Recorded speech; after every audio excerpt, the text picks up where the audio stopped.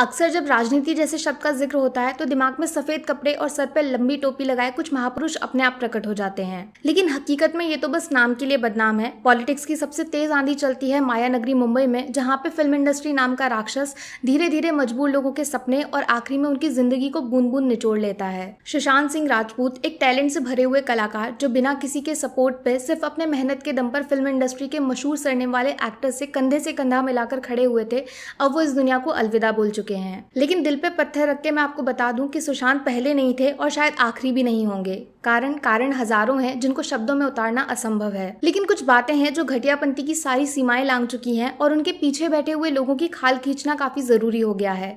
वक्त आ गया है कुछ लोगों के चेहरों के ऊपर से नकाब उतारे जाएं और उनको आईना दिखाया जाए। आज इस वीडियो में आपके सामने 10 ऐसे पॉइंट्स रखने वाली हूँ जो ये बात साबित कर देंगे कि बाहर से हीरे की तरह चमकने वाली फिल्म इंडस्ट्री हकीकत में कीचड़ से भरा हुआ एक दलदल है जो मासूम लोगों को अपनी तरफ खींचकर खुद उनको अपनी जान का दुश्मन बना देता है। पहला रीजन है नेपोटिज्म, जिसने हमारे देश में सिनेमा की जमीन को खोखला कर दिया है और टैलेंट से भरे हुए एक्टर्स के मुंह पर तमाचा मारकर उनको उस सक्सेस से दूर कर दिया है जिसके लिए वो सालों साल एड़ियां घिसकर मेहनत करते हैं। जरा सोचकर देखिए, आप पढ़ाई में बहुत तेज हैं और कंधे पे किताबों से भरा हुआ एक बैग लेकर पूरे साल स्कूल जाते हो, लेकिन एग्जाम के टाइम पर टीचर जानबूझकर आपको बिना पेपर दिए ही वापस घर भेज दे और अपने खुद के बेटे को बिना एक शब्द लिखे ही क्लास में सबसे ज्यादा नंबर बांट दे, तो आपको कैसा लगेगा? ठीक वैसे ही फिल्म इंडस्ट्री में कुछ एक्टर्स को नई नई फिल्में थाली में सजाकर परोस दी जाती हैं, तो वहीं दूसरे को ऑडिशन तक देने का मौका नहीं मिलता।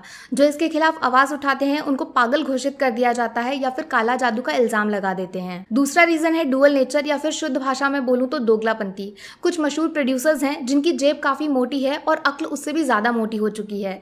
ये अपनी दुनिया के राजा हैं और बाकी सब इनके लिए कीड़े मकोड़ों के बराबर हैं। आयुष्मान खुराना ने अपनी बुक में किस्से का जिक्र किया है जब स्ट्रगल वाले दिनों में उनको करण जौहर की ऑफिस का नंबर देकर बोला गया था कि आपका करियर सेट हो चुका है। अगले दिन फोन किया तो जवाब मिला कि नंबर गलत है। दूसरी बार मिलाया तो बोला गया कि प्रोड्यूसर साहब बिजी हैं, बाद में मिलाना। और तीसरी बार जवाब मिला कि हम सिर्फ स्टार्स के साथ काम करते हैं। लेकिन जब आयुष्मान मेहनत के दम पर फिल्मी दुनिया का मशहूर नाम बन गए तो करण साहब ने खुद उनको शो पे बुलाकर फिल्म का ऑफर दिया, जिसको आयुष्मान ने हंसते हंसते मना कर दिया। रीजन आप समझ ही गए होंगे। माने जब तक आपके नाम के साथ फिल्म को जोड़कर फायदा नहीं होगा तो प्रोड्यूसर साहब आपको चाय पे बैठने वाली मक्खी की तरह उड़ा देंगे, लेकिन अगर आपका नाम बिकता है तो वो खुशी खुशी उसी चाय को पीने के लिए तैयार हो जाएंगे। तीसरा रीजन है हमारे देश की नैया डुबोने वाली मीडिया, जो आजकल खबरें दिखाती कम और बनाती ज्यादा है। कौन सा स्टार जिम में किस रंग की पानी की बोतल लेकर जाता है, किसके बच्चे ने आज मुंह से पहला शब्द बोला, या फिर किसने पहली बार किचन में बर्तन धुले, ये इनकी खबरों की हेडलाइंस होती हैं। लेकिन एक चीज गौर की है, खबरों में दिखते वही हैं जिनके नाम के पीछे कपूर खान होता है। बाकी वाजपेयी, सिद्दीकी, हुड्डा से इनको कोई लेना देना नहीं है। क्या सोच रहे हैं ऐसा क्यों? जवाब है हरे रंग वाला नोट, जिससे इनका धंधा चलता है। इसके बदले ही ये जर्नलिज्म की आड़ में प्रमोशंस की दुकान चलाते हैं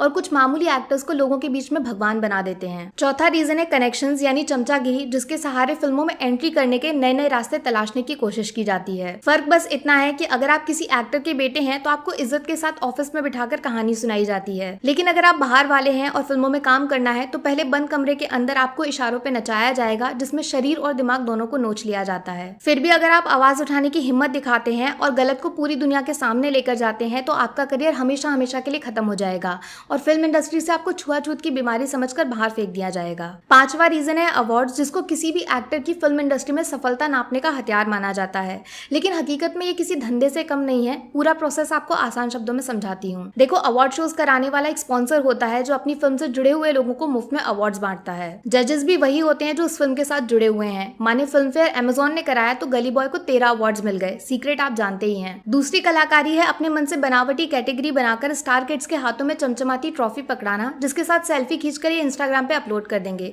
बच्चे नाराज हो गए तो कल को फिल्मों में काम कौन करेगा? जरा इनसे पूछिए, सुशांत ने जो कारनामा MS धोनी बनकर पर्दे पर दिखाया था उसके बदले में उनको एक अवार्ड तक नहीं दिया जा सकता था?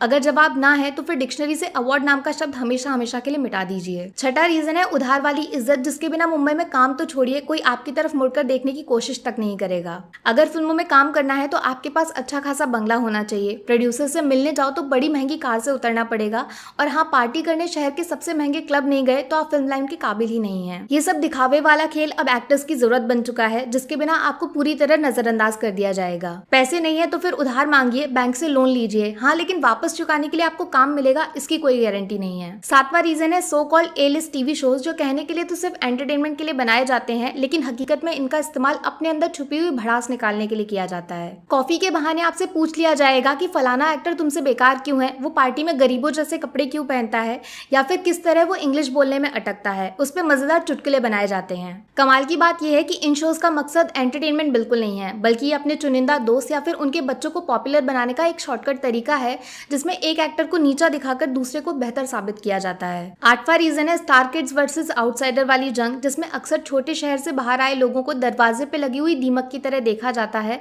और फिल्में तो छोड़िए, कोई उनसे हेलो हाय करना भी खुद की बेइज्जती समझता है। सोचिए जब रवीना टंडन जैसी पॉपुलर एक्ट्रेस खुलकर इस बात का जिक्र करें कि किस तरह अजीबोगरीब नामों से बुलाकर उनका मजाक उड़ाया जाता था, बीच में ही उनको किसी भी फिल्म से निकाल दिया जाना, या फिर झूठ खबर चला के उनकी पर्सनल इमेज खराब करना, तो फिर छोटे एक्टर्स कैसे नर्क से गुजरते होंगे। यकीन मानिए आउटसाइडर्स को एक खिलौने की तरह समझा जाता है, जिनको आसमान तक के सपने दिखाए जाते हैं और कम पैसों में फिल्में करवा के अपना काम निकाला जाता है। उसके बाद उनका फोन उठाना बंद कर दिया जाएगा, ऑफिस में नो एंट्री का बोर्ड लगा देंगे, फिर ये ट्वीट करके पूछते हैं कि आखिर डिप्रेशन हुआ कैसे, एक बार बताया तो होता, थोड़ी शर्म करिए, कम से कम इंसानियत के खातिर मुंह बंद कर लीजिए। 9वां रीजन जुड़ा हुआ है फिल्मी करियर के फ्यूचर यानी भविष्य को लेकर, एक ऐसा सवाल जो हर उस इंसान को अंदर से नोचता रहता है जिसकी पूरी जिंदगी फिल्मों से कमाए गए पैसों पे टिकी हुई है, ना कि दादा परदादा की तिजोरी पे। अगर आपके नाम के पीछे मशहूर सरनेम नहीं लगा हुआ है तो हर दूसरी फिल्म में आपको अपना टैलेंट साबित करना पड़ेगा। अगर एक भी फिल्म फ्लॉप हो गई तो आपके करियर पे फुल स्टॉप लग जाएगा, टीवी के एड तक में 1 सेकंड का रोल नसीब नहीं होगा। वहीं अगर आप कपूर खानदान से हैं तो फिर आप बिना हिट फिल्म दिए सिर्फ फ्लॉप्स देते जाइए, उसके बावजूद आपका भविष्य सूरज की तरह चमकता रहेगा। या फिर गूंगा बनकर बिना डायलॉग्स बोले भी आप सेलिब्रिटीज वाली रेस में दौड़ते रहेंगे। 10वां रीजन किसी और के साथ नहीं बल्कि हम लोग यानी ऑडियंस के साथ जुड़ा हुआ है, जो घटिया से घटिया फिल्म को 200 करोड़ की कमाई करा देती है और अच्छी से अच्छी फिल्म को 2 करोड़ भी नसीब नहीं होते। जब मेहनत से बनाई गई फिल्म बुरी तरह पिट जाती है और टैलेंटेड एक्टर के माथे पर फ्लॉप का स्टिकर लगाया जाता है तो उसका दिमाग किस हादसे का शिकार होता है उसका अंदाजा लगाना भी नामुमकिन है। अगर जुड़वा 2 जैसी फिल्म 130 करोड़ से भी ज्यादा की कमाई कर ले और सोन चिड़िया जैसी मास्टरपीस सिर्फ 4 करोड़ में सिमट जाए तो समझ लीजिए कि फिल्म से जुड़े हुए एक्टर्स फेल नहीं हुए हैं, 100 में से 0 नंबर हम लोगों के हैं जो अनजाने ही एक अपराध में शामिल हो गए। उम्मीद करती हूँ आप इस वीडियो को बनाने का असली मकसद समझेंगे और बहरी हो चुकी फिल्म इंडस्ट्री के कान में इन सवालों के शोर को पहुंचा देंगे। बस इसके अलावा मैं कुछ और नहीं बोलना चाहती।